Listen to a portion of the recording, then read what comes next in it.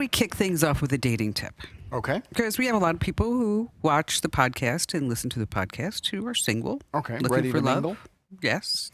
Is that if you are looking to meet a hot, athletic, Right. build male or female, what a lot of people are doing right now is that they're changing their location from, say, Gilbert, Arizona to the Olympian Village in Paris. Okay. Tinder says That's that there's a 20% increase in swipes in France, a 103% increase in passport mode of people changing their location to the Olympian Village in Paris. I'm trying to think of the person, like, let's say you do live in Phoenix and you're like, I'm going to go try and connect with people at the Olympic Village.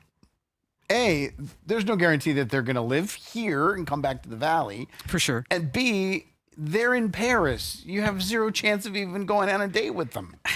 Then there's that, but maybe you might meet love. Maybe you might. Yeah, I maybe. mean, you know. Some Russian weightlifter? Yeah, true. I mean, I started thinking about it. I mean, thank God I'm married. Really? I mean, thank God. Because, I mean, why would I want a really hot male who, you know, is a runner or a swimmer and, like, is really into, like, taking care of themselves? And they probably have, like, a six-pack. Right. When I have a husband at home with a 12-pack.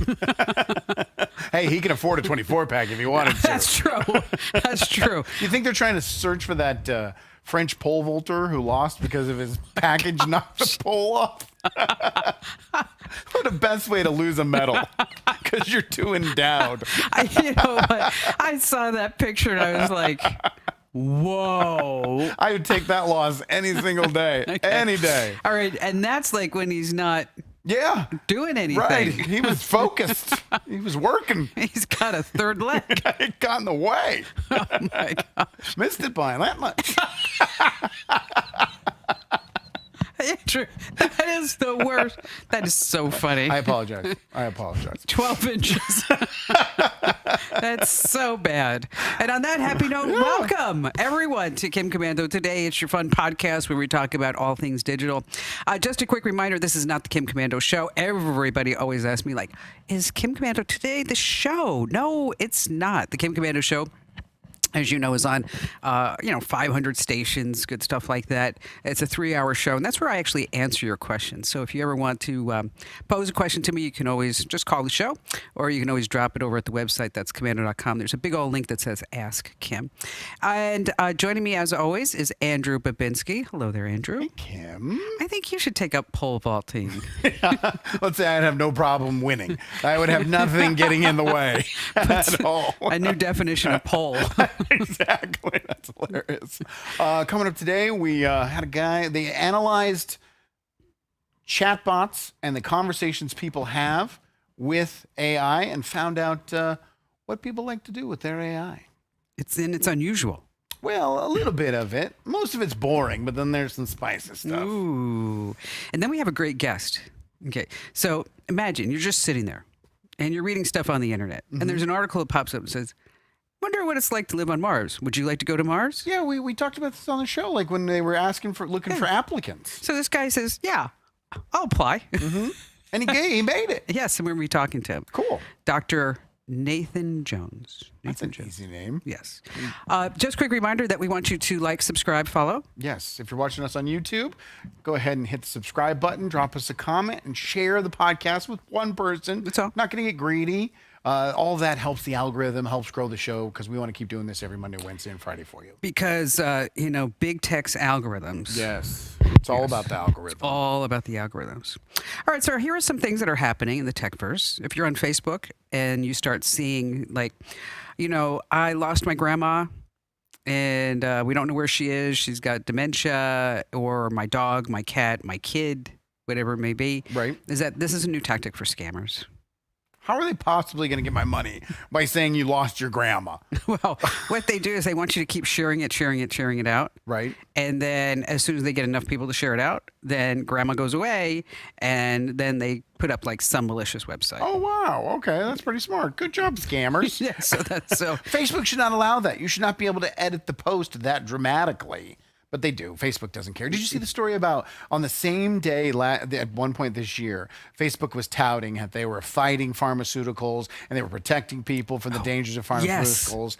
And at the same time, somebody got busted for posting ads through Facebook for cocaine. Nice. You know, Facebook was just letting them through. And Mark Zuckerberg saying they're like, how do you like my new hair? Right. And my gold chain. Just ads for cocaine. Oh, my No gosh. big deal. A little bit of Oxycontin. Facebook. CashApp. Yeah. Use it? No. Okay. They're paying up to $2,500 per person in a settlement. And you qualify, they say, if your account was part of a data breach. Oh. Or if someone made fraudulent withdrawals or transfers between August of 2018 and August of 2024. You said up to $2,500? Yes. Okay. That's a real settlement then. Yeah, you got to submit your claim by November. If you're looking for the link, guess where you'll find it? Over at my Instagram page? No, I mean, my website, Komando.com. I've heard of that one. And next coming up, we have a MILF alert. Okay. You have my attention. Not that MILF. Man, I love football. Oh, well, I like football, but not as much as I like MILFs. You should do what a friend of mine's doing. What? Okay. I said, so what's new in your life? He's like, I got a new way to meet women. Which got is? a new way. He said, I'm the watchdog. I said, what's a watchdog? I'm intrigued. Okay. Watchdog is the person who goes to the school, opens the gates, and stands there while during drop-off. Mm-hmm. Well, he's single. He's good looking. He said he's got all these women dropping off their kids. Come on through, honey. Smart. Rolls out the red carpet for the really hot ones. Yes, exactly. Oh, go ahead. Yes. It's okay. It's on me. Yes. Hey, you know what? Is that coffee any good?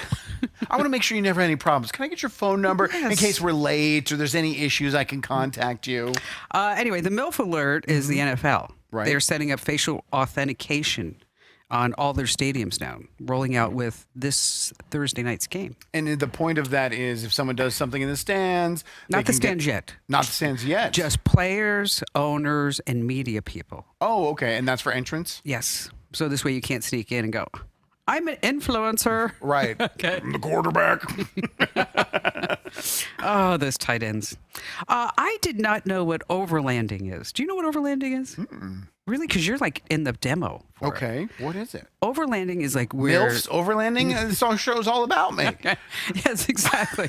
Overlanding is when you have a Jeep or something like that. Okay. And then you mod it out so that you could go off-roading and you can go camping. Oh, no. I'm not in that demo. I camp like once a year. I'm not a camper. Well, overlanding, though, is big. Okay. And so they say that searches on eBay for overlanding accessories, some of them are up like, I don't know what some of this stuff is. And there's one on the list that I was like, Is this like the Cybertruck tent? You just put it on the back of your car and like, then... yeah, kind of like Okay. beadlock wheels. No, don't know what those are. No. Up 100%. Skid plates, up 100%. Off-road trailers, up 40%. And these are all for Jeeps? Or for whatever kind of car that you have. Okay. Yeah. Modular bumpers. Oh, I search for modular bumpers all the time. Nobody needs a regular bumper. It's got to be modular. Those searches up 30%.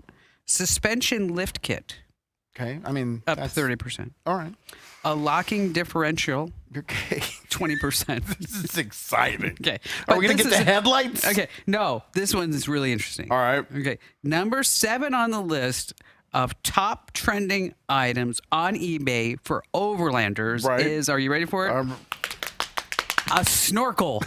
Ah, A snorkel. how is that connected to this? Auto parts. Because what you do is in your Jeep or your truck, you put a snorkel. So this way you can go in a river and still be able to breathe. This is not real.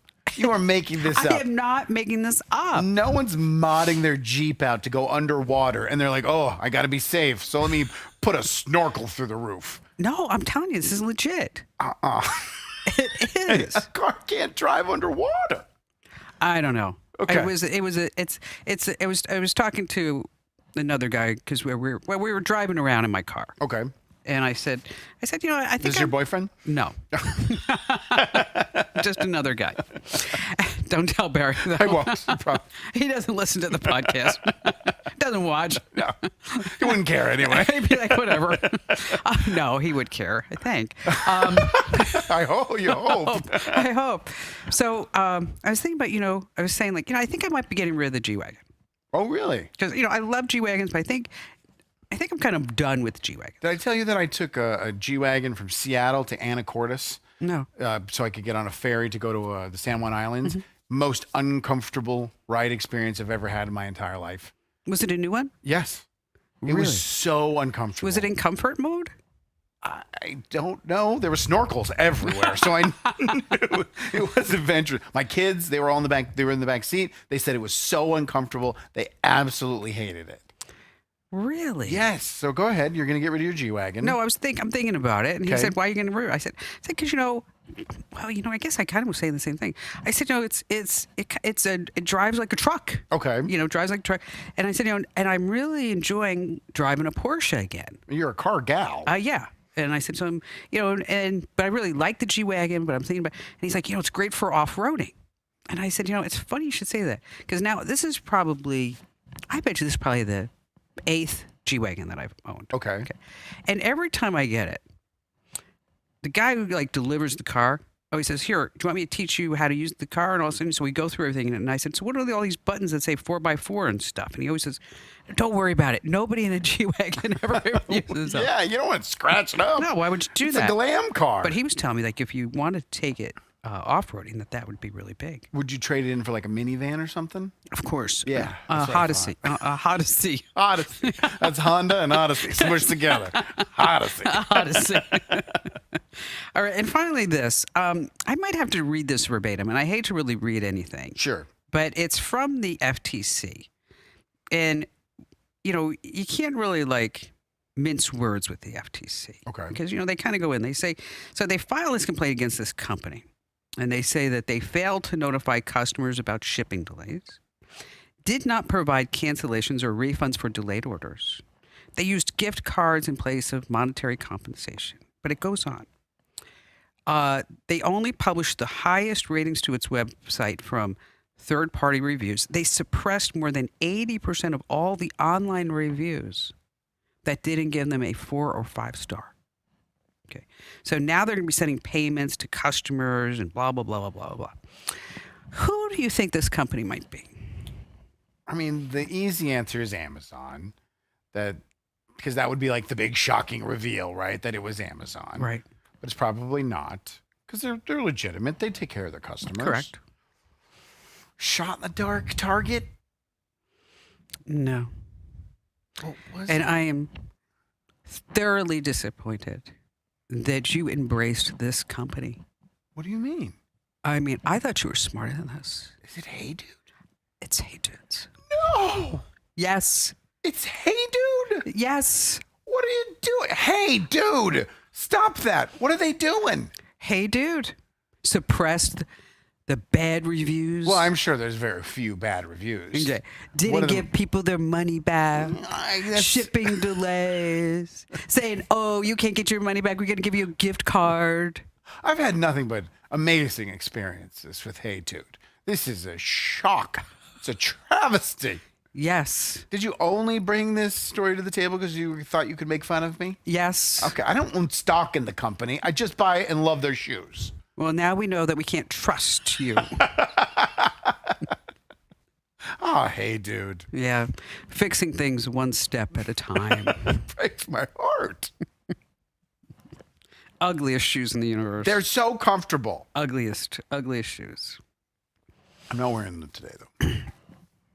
Hey, it's Kim Komando Today. It's your fun podcast about all things digital. We are so glad that you're here joining us, because otherwise it'd just be Andrew and me. Yeah. And we have now 88,000 subscribers to our YouTube channel. That was fast. That was a huge jump from 86,088. Yeah, in a day. Yeah. Exactly. Nice. Thank you. So whatever we said, we should do that again. We just replay that same Monday show just say over that. and over again. Please subscribe to our YouTube channel. Thank you. That's awesome. But Yeah. if you're watching right now and you're not subscribed, you could be 89,000. Yes. Think about that. Yes. How many people have the chance to say, I was the 89,000th subscriber to the Kim Kim? Only one. Only one person. Like, I'm waiting to be the 1 millionth person for your newsletter. Yeah, we're growing like crazy with that now. Awesome. Yeah, it is. So we're All getting good close things. to that. All right. So, wait, enter to win. Last chance. Yeah. Winfromkim.com. That's easy to remember. So go subscribe, then go winfromkim.com. Yes, or just go to winfromkim.com. We don't. They get subscribed if they win. Oh, perfect. Or they don't win. So, that's just kind of the way it is. We don't know what we're talking about. Don't judge the show based on the last 90 seconds. Okay. It's gonna get better. I promise. I promise. We were much better in rehearsal. Seriously. But have we ever done a rehearsal? Not one time I've ever worked with you. Excellent. All right. So last year, 4 NASA volunteers entered a fake Mars simulation in beautiful downtown Houston, Texas. Which is, people say Houston's just like Mars. Of It's exactly the same. I spent a lot of time in Houston. They just came out. They spent 378 days in there. So 4 people in 1,700 square feet. It's already been 378 days? There they had a lounge area, a greenhouse, a medical area, bedrooms, gym, couple of bathrooms, also an outdoor garden with red sand. Okay. To simulate the life whole outside. Mars thing. The whole Mars thing. They had to grow their own food, deal with each other, isolated, kind of all the stuff that might happen if you were to Mars. So there's this guy by the name of Dr. Nathan Jones. He's an emergency room physician in at Springfield Memorial Hospital in Illinois. So he's sitting there on the internet one day and says, there's an article that says, do you want to go to Mars? And he thought to himself, heck yeah. And he applies and he gets accepted. Now he's out of Mars jail. Is that present? Yeah. Okay. He's got a teardrop tattoo under his eye. Gosh. He's been hitting the weight room. Yeah, exactly. And he's joining us right now. Dr. Jones, is that true? You just read an article thought, heck, yeah, I'll go to Mars. Yeah, that's absolutely true. I, as you mentioned, am an emergency physician, and I worked nights only for about 6 years. And before I would start a group of shifts, I would stay up the night before. And one of those times, I happened to come across this article that said, "Hey, would you like to go to Mars for a year?" And I was like, "Yeah, who wouldn't?" So I followed the link and ended up applying. So now it's not like you worked at 7-Eleven. You had to leave your job for an entire year. Were they okay with it? I think there was a bit of discussion about that for certain. Going from physician's salary to what NASA's able to compensate us with was certainly a factor in the time away from my family. I have 3 children who are school aged, and that also went into the factoring as well. But just really felt like it was what I was supposed to do, to be honest with you. All right, so you apply, you get accepted. Was there any type of did you have to go to NASA in Houston and interview? What was that process like? Yeah, actually, it was a pretty extensive interview and application process. And since they were looking for astronaut-like people, I think, in my opinion, and of course, I've never been through the astronaut cycles, but they made it as similar as I could imagine them making it to an actual astronaut application process. And so I think that's just a reasonable thing to do if you're trying to get people who are astronaut-like to do your mission. And so, boy, that was a big decision to leave your wife and kids, huh? Yeah. Wow, that for a year. Yeah, so there were a lot of mixed feelings about that for myself and my family. And in the end, I was a little bit worried going in that my family might be a weak or a potential failure point for me if something significant had happened there. But we actually weathered some difficult times. But really, in the end, my family ended up being just a strength for me. So it was great. Were you able to contact your family at all while you were inside the simulator? Yeah, absolutely. So there were time delays, communication. They simulated the actual delays that would occur if you were on Mars and communicating with the Earth. And so at the furthest point, it takes light 22 minutes to get to Mars from Earth. and that's the speed of communication. So to get a communication there, it takes that long, and then another 22 minutes to come back. And so, Oh, wow. yeah, absolutely, we were able to communicate, but we did have to suffer the delays that you would expect. Gosh, that's crazy. 22 minutes. Hello. What'd you say? Right, and that's the Oh, same wait. thing for mission control as well. You know, if you go back to say Houston, we have a problem, they don't know for 22 minutes. Wow. I didn't even That's, think about that. yeah, I didn't know that. We I just, complain about a half-second delay when Yeah, you're that's in true. California. That's true. We do. We 22 complain minutes that. is outrageous. Okay, so let's just dig right in. Okay, so it's you and the other people. What were they like? So, as you would expect, NASA selected a crew of people that they thought represented the various sort of personalities and sort of specialty skills that you would need on an actual mission to Mars. And so we were actually pretty varied in our backgrounds. I was, as you mentioned, the medical officer for the team. We had a couple of science researchers and an engineer as part of our crew. And we really worked well together, but we'd been selected specifically for that reason. You know, they've spent years studying exactly who they should be sending on a mission like that, and this was, in my opinion, an opportunity for them to showcase whether or not they'd gotten it right. Okay, so no crazies. Well, I think we were all just a little bit crazy to have signed up for something like this, but I guess maybe the right kind of crazy. We've all seen Hopefully. reality TV shows. You had to hate one of the people that were there. Which one? You can tell us. It's You know, fine. I actually we got along really well in the end, and I think it just credit to NASA and all their expertise in these sort of things. So yeah, it worked out really well.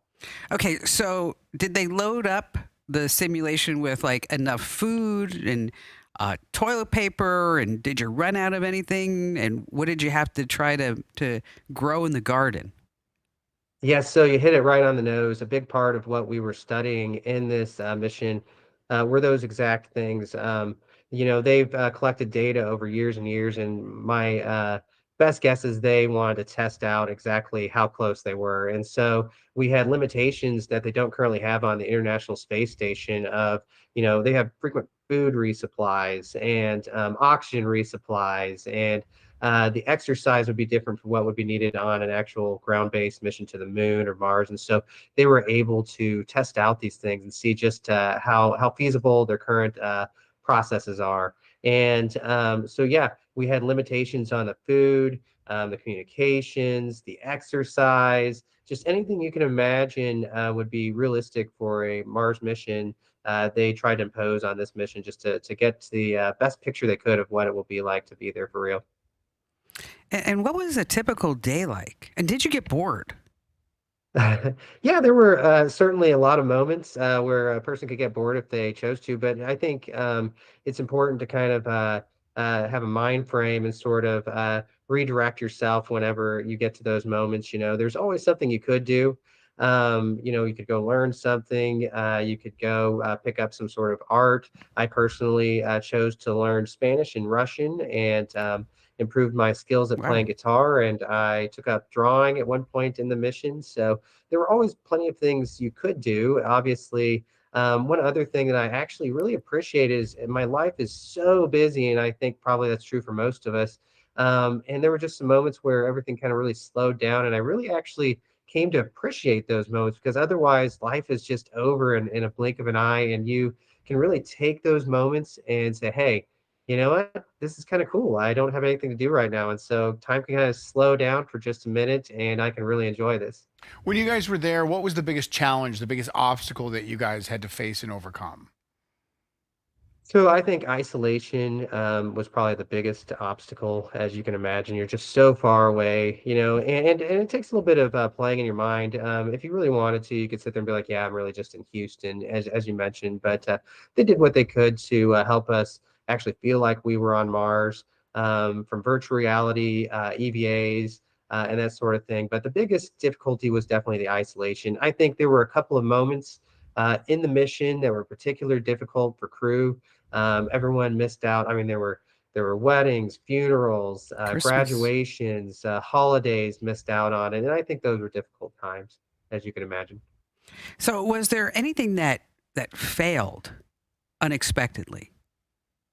I think that failing is probably an interesting concept. I think there are things that didn't work out the way that we wanted to, but we were able to take them and find ways to make use of them, whether it was for research or as a learning point or whatever. I think there was a particularly funny moment where we were working with a rover that was driving around on the surface of Mars for us. In reality, it was somewhere out in a desert on Earth, and it was simulating an actual rover in a similar landscape. And I remember we accidentally decapitated our poor little rover, and it was a disheartening moment for us. We were able to fix it, but it really was a funny and a bit disheartening moment. So yeah, we had a few of those moments. Did they explain to you why they chose to go with civilians other than people who worked at NASA for this mission?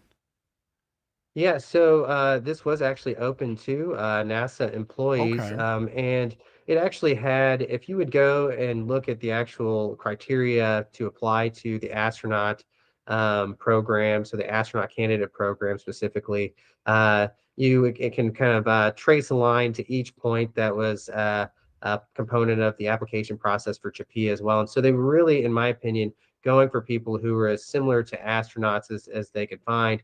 That said, I think their astronauts they have are so busy. So if the question is, why not actually put our astronauts through that? Well, I mean, they have what I would actually consider a relatively small astronaut corps currently, and they're just so busy training for the upcoming Artemis and other programs that they just wouldn't be able to put them on a year-long mission like this on Earth. Okay. So does this put you in line to go to Mars? Certainly not with NASA. I've kind of said in the past that, for now at least, I've handed on the baton. I've completed my leg of the race, and it was an excellent journey. But for now, I don't currently have any plans to join NASA for any further adventures. Always considering, what's next and seeing if there's, a way that I can use all the skills that I picked up this past year. But for now, not really having any plans.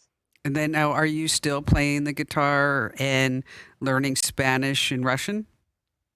Oh, yeah, absolutely. I think those are going to be things that will be hopefully lifelong things. I've already picked up the guitar a few times outside of the mission and had an opportunity to play outside the mission. I went on actually, we had a couple of weeks of quarantine down at Houston after the mission. And immediately after that, I came home and then took my entire family to Central America on a medical mission trip. And had my opportunity to speak Spanish there during that trip Oh, cool. while caring for patients and other activities there. And so, yeah, doing my best to use the skills that I picked up. That's awesome. Very cool. That's awesome. Well, Doctor, thanks for telling us your story.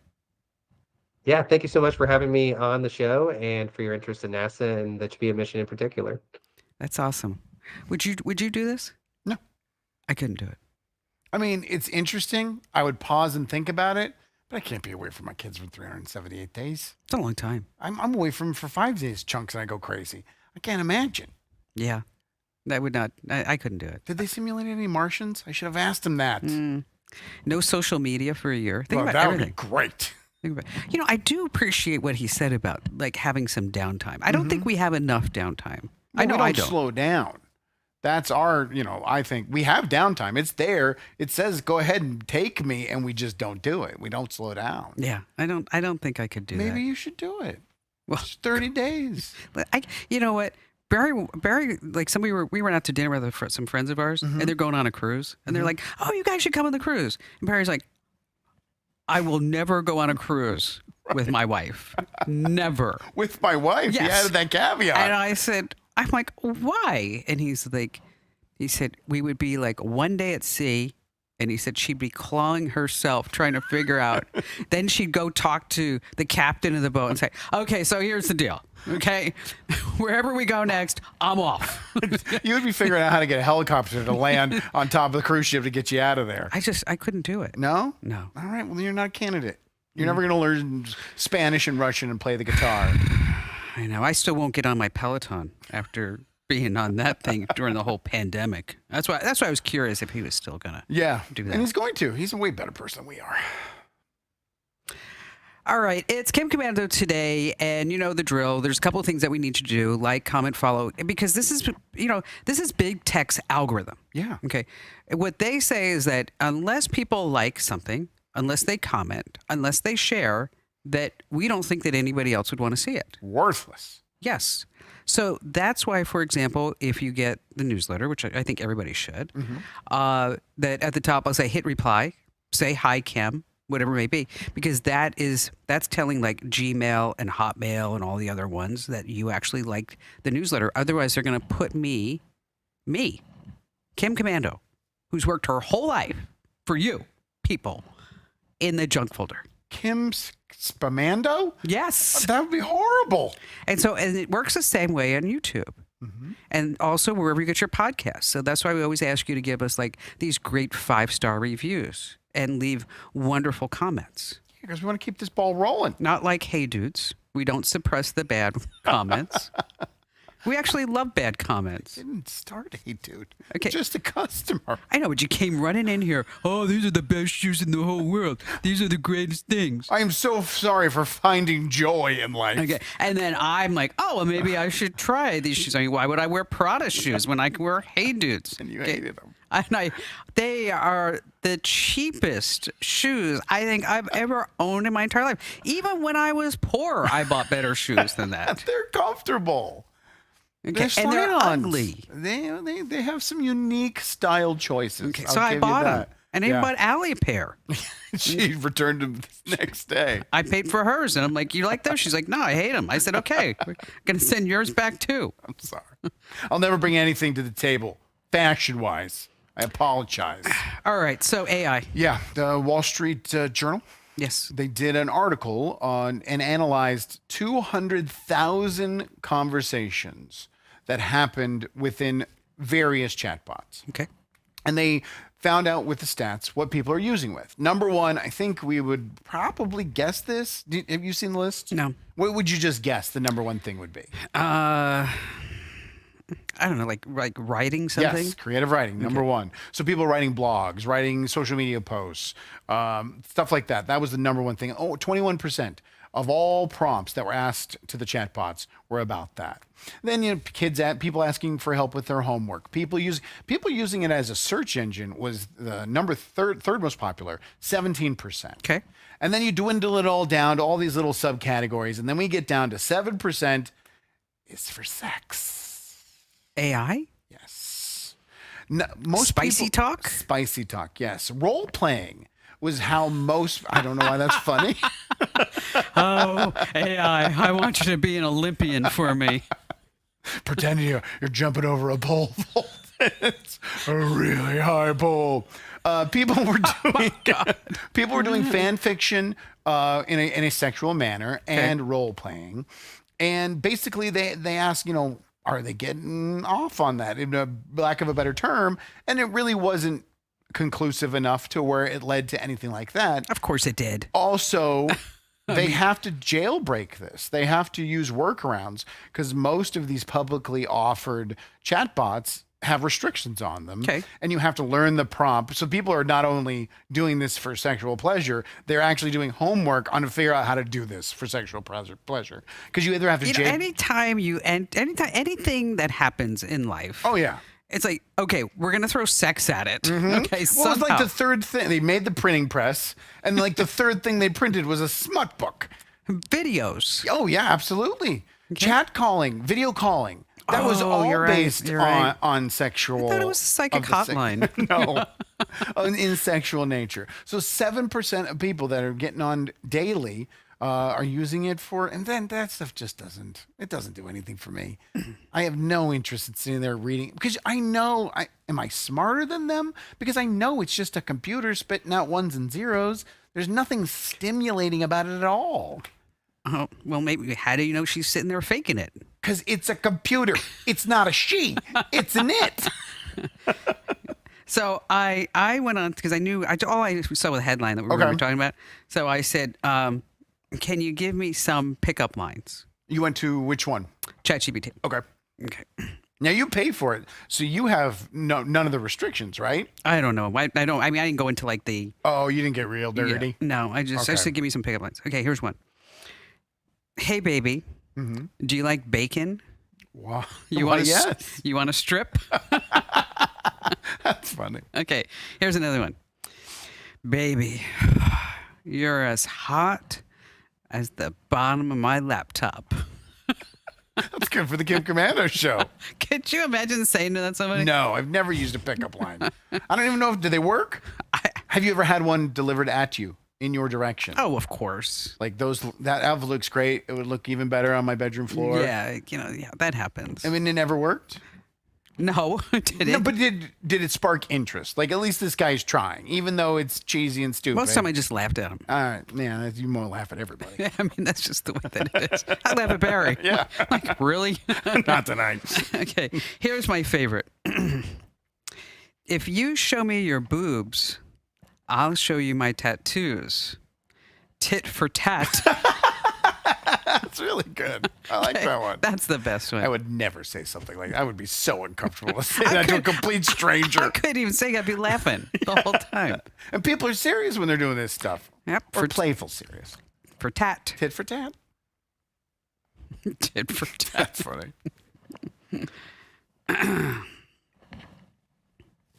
All right, it's Kim Komando today. If you are listening to the audio version of this podcast, thank you so much. We appreciate that.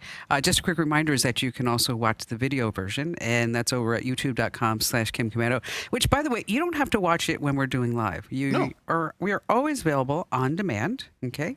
And so you can just go to youtube.com/Kim Komando and just maybe make your own playlist. A majority of people are watching it on demand because I'll see the views right after we end the live stream. nobody's really viewing. Yeah, it's like a couple hundred. And then It jumps. 2 days later, yeah. Jumps So and most jumps. people already know that, and that's how they're taking in the So show. are you saying like I shouldn't be telling people that because they already know it? Yeah, that's what I'm saying. Wasted breath. Tit for tat. Last story. Yes. It's actually kind of a scary one. A family had set up a camera in their son's bedroom because he was getting up at night, and they wanted to know when he moved, so it had a motion detector on it, and they wanted to know when they would need to pay attention to him.